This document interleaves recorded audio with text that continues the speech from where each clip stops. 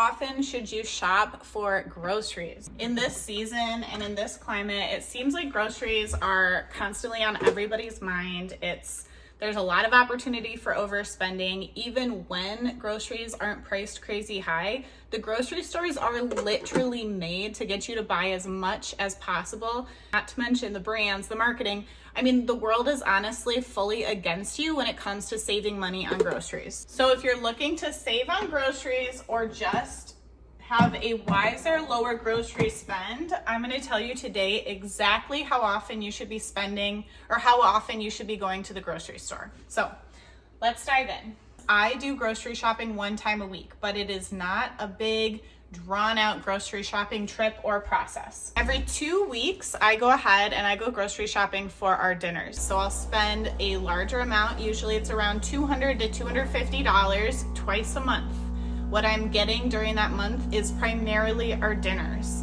And I do freezer meal prep. So I am able to extend the life of all my food for those 2 weeks. So it takes me, I don't spend a whole day cooking or anything like that. I'm a busy working mom of 4 kids. I do not have time to cook dinner every night. I don't have time to spend an entire day dedicated to meal prepping.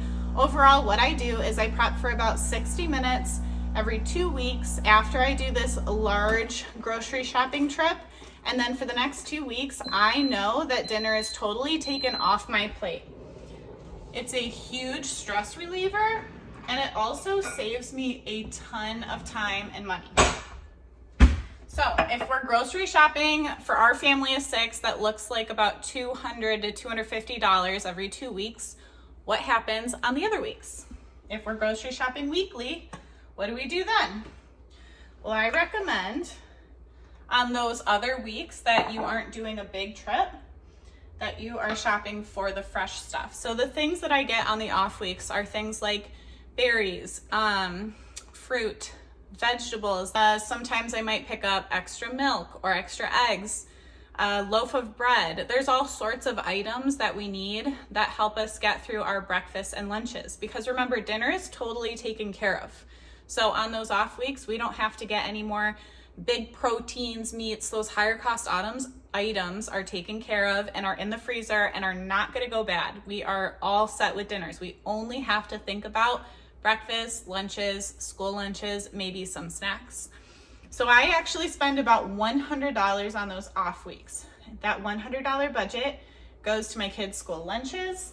It goes to my lunches during the week, it goes to our breakfast, and it goes to the snacks. I do have another video where I get all into snacks and how we can save a lot more money on that, so be sure you check that out. If you're sitting here going, snacks alone cost you $100, I believe you, snacks are crazy expensive. I'll get into that more in the other video, but be sure you check that one out. All right, we are making just a standard latte today.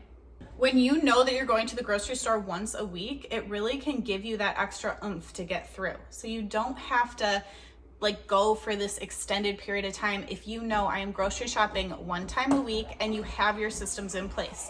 Dinners and other stuff happens the first and the third week of the month. Second and the fourth week, we are only shopping for the fresh items that we need. If you're able to spend, let's say $200, $100, what's that? $400, $500, $600. Now, our $600 spend has been closer to like $750 in the last year with all the increases in grocery prices, but $750 for a family of 6, I mean, that's pretty good. And we're not just eating pastas, or I get that a lot from people. Oh, you probably just eat pasta and like unhealthy food. No, I mean, we'll do tacos, we do some pasta, we'll do curries, all sorts of dinners, and my kids have delicious food for lunch every week. It's different. I let the kids rotate and pick out what they want so that they're a part of the process. We do all kinds of fruits. Breakfast is usually like one frozen item in bulk, so maybe waffles, pancakes, breakfast burritos, breakfast biscuits. There's all sorts of different items you can do in there. So how do you execute this? Because maybe it feels intimidating. Are you making this crazy grocery list or like a meal plan every single week? This is where the best part comes in. It's all about meal planning, but if you do freezer meal prep, it's like so simple.